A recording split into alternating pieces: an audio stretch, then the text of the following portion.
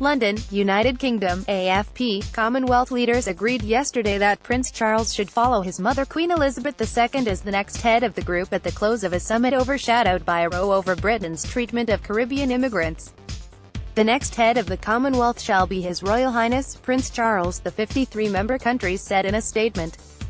Queen Elizabeth had told leaders on the first day of the summit on Thursday that she wanted her eldest son to succeed her in the symbolic figurehead role, which is non-hereditary. The Queen, who turns 92 today, spoke of her own extraordinary journey since pledging to serve the Commonwealth for life when aged 21. "It is my sincere wish that the Commonwealth will continue to offer stability and continuity for future generations and will decide that, one day, the Prince of Wales should carry on the important work," she said, referring to Charles.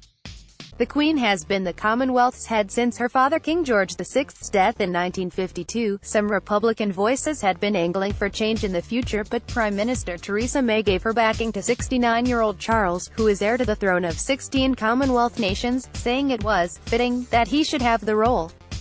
Other Commonwealth leaders, including Canadian Prime Minister Justin Trudeau, also publicly endorsed Charles. The summit also agreed a series of commitments on marine protection, combating malaria and guaranteeing 12 years of education for children in all member states by 2030. This week's gathering of Commonwealth leaders was, however, marred by a row over Britain's threat to deport some of the immigrants who came to Britain from the Caribbean in the 1950s and 1960s because they did not have residency papers.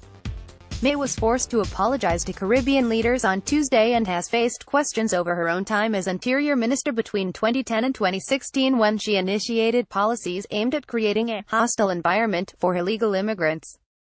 Large-scale Caribbean immigration to Britain began in 1948, when the ship Empire Windrush brought over the first group of West Indian immigrants, and finished in the early 1970s. They and their parents were invited to help rebuild Britain after World War II, and with many of them legally British, they were born while their home countries were still colonies. They were given indefinite leave to remain.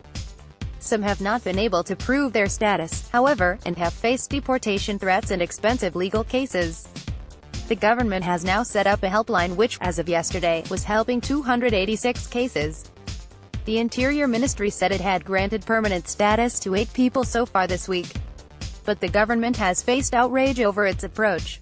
Around 500 people gathered in Windrush Square in Brixton, a part of South London where many Caribbean immigrants settled, for a demonstration later yesterday. "We have what people thought was their own government telling them they're not welcome in their own country." Gary McFarlane from Stand Up to Racism, a campaign group, told the crowd, "Unless you actually stand up and fight back, things can go backwards," he said.